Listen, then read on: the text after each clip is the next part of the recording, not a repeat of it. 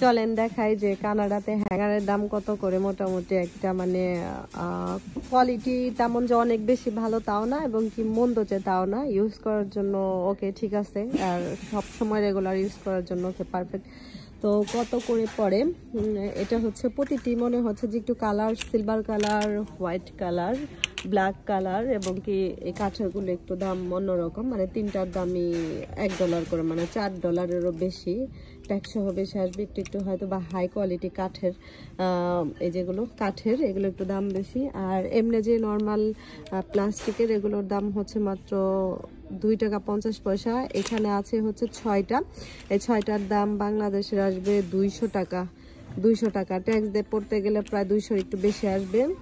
আর এখানে কাঠের এটা আসবে হচ্ছে তিনটায় ট্যাক্স সহ $4.5, সেক্ষেত্রে একটু কম। সেক্ষেত্রে তিনটার দাম আসবে হচ্ছে বাংলাদেশের এখানে যেহেতু $4, বাংলাদেশের $350 টাকার একটু বেশি আসবে। তো ভালোগুলোর ভালো দাম, মন্দগুলোর মন্দ দাম। যাই হোক, আমি ইউজ করলে এগুলাই করি, কারণ এত দাম দিয়ে ওগুলো নিয়ে লাভ নেই। ওখানে 6টা আর এখানে 3টা। তো দেখে কেমন লাগলো, এখানে অনেক কালারের আছে।